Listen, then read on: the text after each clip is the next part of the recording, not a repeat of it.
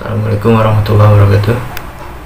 Kami akan mempresentasikan tentang penyelesaian sengketa selisih jumlah utang debitor pilot terhadap kreditor yang telah diumumkan oleh kurator dalam putusan nomor 146/PDT-sus/PKPU/2017/PN Niaga JKT PST.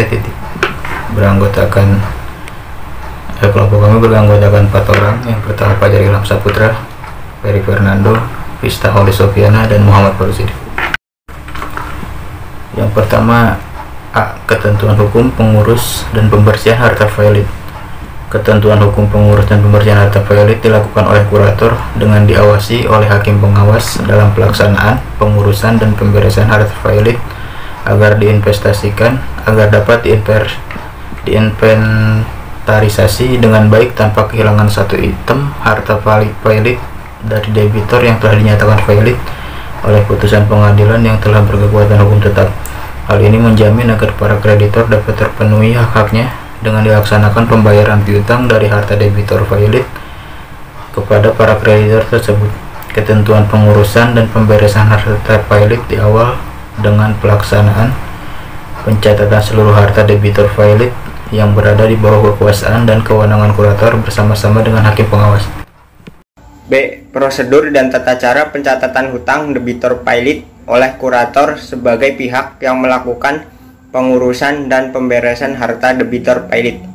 Prosedur dan tata cara pencatatan hutang debitor pilot oleh kurator sebagai pejabat yang berwenang dalam melaksanakan kepengurusan dan pemberesan harta pilot diawali dengan dilakukannya inventarisasi terhadap seluruh harta debitor pilot baik yang bergerak maupun tidak bergerak, dokumen-dokumen dan surat-surat berharga maupun uang tunai yang wajib dicatat secara lengkap oleh kurator dengan pengawasan yang dilakukan oleh hakim pengawas.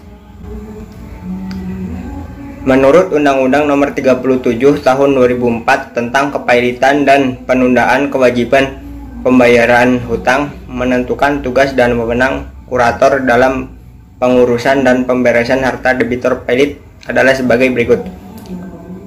Kurator yang ditunjuk untuk tugas khusus berdasarkan putusan pernyataan pilot berwenang untuk bertindak sendiri sebatas tugasnya. Dalam waktu 5 hari sejak tanggal putusan pernyataan pilot diucapkan, kurator mengumumkan dalam Berita Negara Republik Indonesia serta sekurang-kurangnya 2 surat kabar harian yang ditetapkan oleh hakim pengawas mengenai ikhtisar putusan pernyataan pilot. Di dalam pelaksanaan pencatatan atau inventarisasi harta debitor pilot, kurator harus melaksanakan prosedur Undang-Undang Nomor 37 Tahun 2004 tentang Kepailitan dan PKPU. Kurator bertugas mengamankan kekayaan harta milik debitor pilot. Kurator bertugas melakukan tindakan hukum ke pengadilan. Kurator bertugas melakukan pencocokan utang. Kurator bertugas melakukan upaya perdamaian. Kurator bertugas melanjutkan usaha debitor pilot. C. Tanggung jawab kurator atas pengumuman harta debitor pilot yang mengandung selisih jumlah hutang dalam catatan kreditor. Kurator sebagai pejabat yang berwenang untuk melakukan pencatatan harta debitor pilot maupun jumlah hutang debitor pilot wajib bertanggung jawab terhadap seluruh catatan yang dibuat oleh kurator tersebut.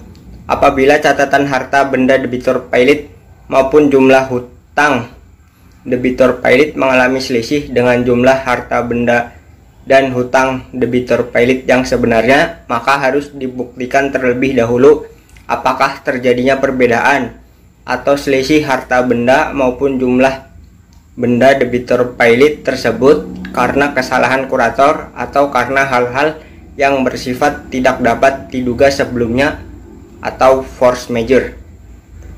Pertanggungjawaban hukum kurator apabila kurator tersebut melakukan kesalahan dalam pencatatan harta pilot maupun dalam pengumumannya, maka kurator tersebut wajib bertanggung jawab mengganti kerugian atas kesalahan pencatatan atau pengumuman jumlah hutang debitor atau jumlah piutang kreditor yang memiliki selisih dari jumlah hutang debitor atau jumlah piutang kreditor yang sesungguhnya. Apabila jumlah hutang debitor yang dicatat dan diumumkan oleh kurator tersebut memiliki jumlah yang lebih besar dari jumlah hutang yang sesungguhnya, maka hal tersebut menimbulkan kerugian bagi debitor dan menguntungkan bagi kreditor. Sedangkan apabila jumlah hutang yang diumumkan oleh kurator tersebut lebih kecil dari jumlah hutang debitor yang sebenarnya, maka hal tersebut menguntungkan debitor, namun merugikan debitor.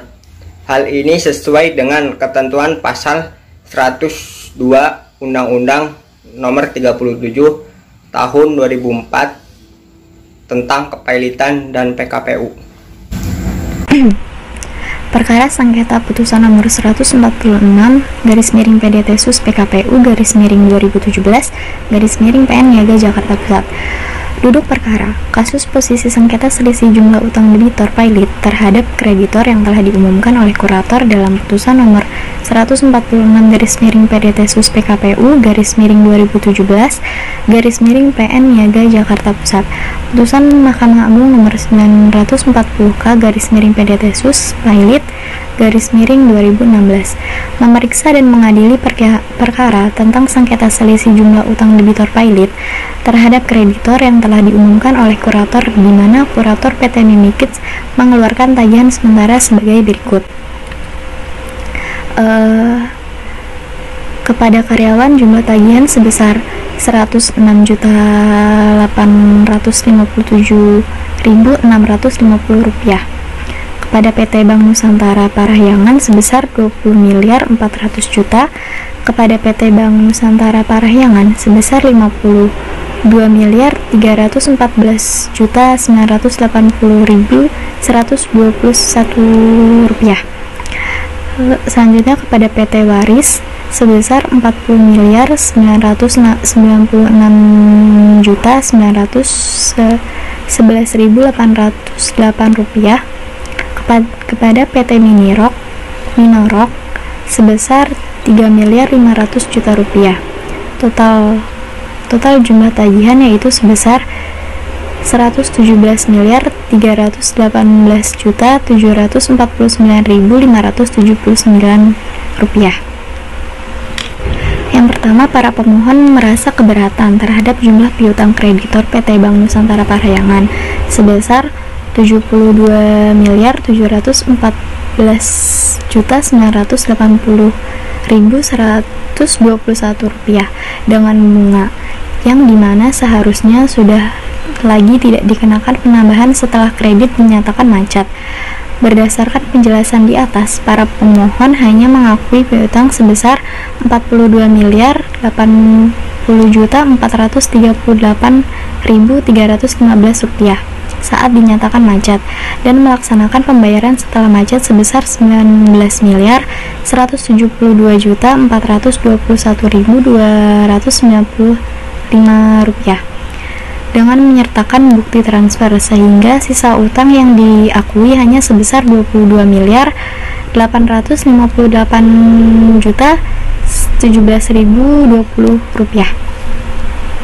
Bahwa para pemohon keberatan terhadap tim kurator PT Mimikits Garmindo dalam pilot, Wiharya Setiawan dalam pilot, dan Paula Yusuf dalam pilot, di mana pada tanggal 31 Juli 2018 dalam rapat pencocokan piutang dan verifikasi, tim kurator PT Mimikits Garmindo telah mengakui tagihan atas nama PT Waris sejumlah Rp40.996.911.808 dan tagihan PT Minorok Mandiri sebesar Rp3.500.000.000.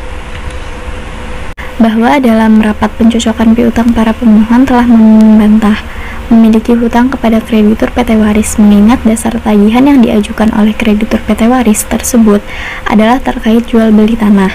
Selanjutnya, antara pemohon PT Mimikits keberatan terhadap tim kurator atas tagihan kreditor PT Waris terkait jual beli tanah sebagaimana dibuktikan kesepakatan harga tanah antara Dr. Andes Basri Sudipyo selaku pihak PT Waris dan Wiharya Setiawan selaku pihak PT Mimikits Garmindo tertanggal, dan juga terkait penjaminan utang PT Mimikits Garmindo perihal jaminan utang PT Mimikits Garmindo, bahwa para pemohon telah menyerahkan sertifikat hak guna bangunan nomor 310 Kelurahan Sukapura kepada PT Waris sebagaimana tanda terima tertanggal, sehingga sangatlah jelas bahwa jual beli tanah antara Dr. Andes Basri Sudipyo dengan Wiharya Setiawan telah terjadi dan telah selesai. Namun dikarenakan kelalaian pihak PT Waris sehingga sampai saat ini belum dilakukan proses balik nama atas sertifikat tersebut oleh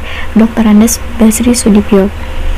Kemudian, para pemohon tidak dapat memenuhi isi kesepakatan berdasarkan surat kesepakatan tanggal 3 Mei 2018, dikarenakan terkait kesepakatan pelunasan hutang PT Mimikits Garmindo kepada PT Bank Nusantara Parahyangan sebesar Rp34.760.142 sebagaimana kesepakatan antara Bapak Basri Sudipyo yang tidak terrealisasikan sepenuhnya, di mana Bapak Basri Sudipyo baru melakukan pembayaran kepada PT Bank Nusantara Parahyangan sebesar Rp5.446.760.142, sedangkan terhadap sisa utang PT Mimikits Garmindo dalam PKPU hanya sesuai kesepakatan akan dibayarkan oleh Bapak Basri Sudipyo sebesar 28 miliar kepada PT Bank Nusantara Parahyangan, tidak terrealisasikan pembayarannya oleh Bapak Basri Sudipyo selaku pihak PT Waris. Akhirnya para pemohon kemudian dinyatakan pilot. Selain itu, terhadap tagihan PT Waris sebesar Rp2.400.000.000 adalah terkait jual beli tanah antara saudara Wiharya Setiawan dan Martin Adam terhadap bidang tanah di Jakarta Selatan senilai Rp750 juta dan terhadap pembelian tanah di Bandung senilai Rp1.650 juta, di mana terhadap jual beli tanah tersebut saat ini telah beralih ke kepemilikannya kepada saudara Martin Adam sehingga PT Mimikits tidak memiliki hutang dengan saudara Martin Adam. Lalu para pemohon keberatan terhadap keberadaan kreditur PT Minorok Mandiri. Berikut klaim tagihan yang telah dilakukan yang juga telah diakui oleh tim kurator PT Mimikits, karena menurut para pemohon tagihan kreditur PT Minorok Mandiri tersebut merupakan tagihan yang merupakan bagian satu kesatuan dengan klaim tagihan PT Waris. Kemudian pertimbangan hukum terhadap putusan nomor 146/PDT Sus PKPU /2017/PN Niaga Jakarta Pusat, bahwa dari ketentuan pasal 132 ayat 1 Undang-Undang Nomor 37 Tahun 2004 tentang kepailitan dan PKPU tersebut dapat ditarik suatu kesimpulan bahwa debitur pilot dapat mengajukan bantahan atas diterimanya suatu piutang baik seluruhnya maupun sebagian, atau pembantah adalah peringatan piutang dengan mengemukakan alasan secara sederhana. Dalam ketentuan pasal 132 ayat 1 Undang-Undang Nomor 37 Tahun 2004 tentang kepailitan dan PKPU hanya memberi hak kepada debitur pilot untuk membantah atas diterimanya suatu piutang baik seluruhnya maupun sebagian. Dalam pasal 132 ayat 3 Undang-Undang Kepailitan dan PKPU menyatakan bahwa bantahan tersebut tidak menghalangi pengakuan suatu piutang dalam kepailitan. Menimbang bahwa para pemohon tidak memiliki kapasitas atau legal standing untuk mengajukan permohonan revoin prosedur, maka pemohon revoin prosedur haruslah dinyatakan tidak dapat diterima. Putusan Hakim Pengadilan Negeri Jakarta Selatan dalam putusan nomor 146/PDT Sus PKPU /2017/PN Niaga JKT PST menolak bantahan atau keberatan dari para pemohon untuk seluruhnya. Yang ketiga, menyatakan dalam piutang yang diakui sementara tanggal 31 Juli 2018 yang dibuat oleh para termohon khusus atas tagihan kreditur PT Bank Nusantara Parahyangan TBK. Kreditor PT Waris dan PT Minorox Mandiri telah sesuai dengan hukum sehingga sah dan mengikat seluruh pihak. Kemudian yang keempat, memerintahkan para pihak untuk tunduk dan patuh pada putusan ini. Yang kelima, menghukum para pemohon untuk membayar biaya yang timbul dalam perkara ini sebesar Rp516.000. Kemudian analisis hukum atas putusan nomor 146 PDT Sus PKPU /2017 PNJKT PST. Pertimbangan hukum Pengadilan Negeri nomor 146 PDT Sus PKPU /2017 PNJKT PST yang menolak permohonan kasasi daripada pemohon PT Mim Kids Garmindo dalam Pailit. Wiharja Setiawan dalam Pailit dan Paula Yusuf adalah sudah tepat karena terjadinya selisih jumlah hutang yang ada dalam catatan kurator dan telah diumumkan sebesar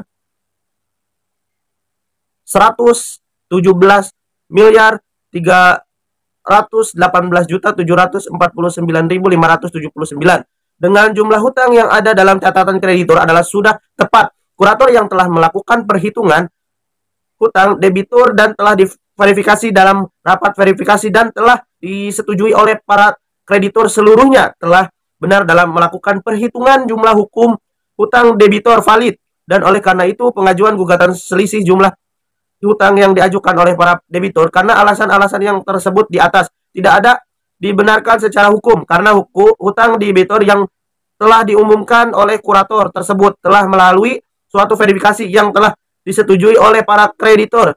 Sekaligus bukti-bukti para pemohon tidak kuat dan tidak jelas untuk dibuktikannya di persidangan.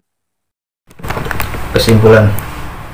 Yang pertama, pertanggungjawaban hukum kurator atas catatan jumlah hutang debitor valid yang mengandung unsur perbedaan selisih jumlah dalam catatan kurator dan dalam catatan kreditor adalah kurator bertanggung jawab terhadap kesalahan atau kelalaiannya dalam melaksanakan tugas pengurusan dan pemberesan harta debitor valid yang menyebabkan kerugian terhadap harta valid. Yang kedua, bahwa permohonan yang diajukan oleh pemohon terhadap sengketa selisih jumlah hutang debitor valid dilaksanakan setelah terjadinya verifikasi jumlah hutang yang telah disetujui telah diumumkan oleh kurator. Karena itu putusan nomor 146 PDT Sus PKPU /2017 PN Niaga Jakarta Pusat yang menolak permohonan para pemohon tersebut di atas adalah sudah tepat dan sudah sesuai dengan ketentuan peraturan perundang-undangan yang berlaku. Saran. Yang pertama, ketentuan hukum pengurus dan pemberesan harta valid dilakukan oleh kurator dengan diawasi oleh pengawasan dalam pelaksanaan pengurusan dan pemberesan harta valid. Yang kedua, kurator harus lebih teliti karena pertanggungjawaban kurator dalam melaksanakan tugasnya yang dapat menimbulkan kerugian bagi para kreditor dapat dijatuhi sanksi baik berupa ganti rugi, pidana, denda maupun pidana kurungan penjara berdasarkan KUH PER atau KUHP. Yang terakhir, begitu juga dengan para pihak yang berperkara harus lebih cermat dalam memahami terkait piutang agar tidak menimbulkan perbedaan perhitungan jumlah piutang yang sudah diumumkan kurator. Hal ini guna menghindari kerugian bagi kedua belah pihak. Ya, sekian dari kelompok kami, kurang lebihnya mohon dimaafkan. Assalamualaikum warahmatullahi wabarakatuh.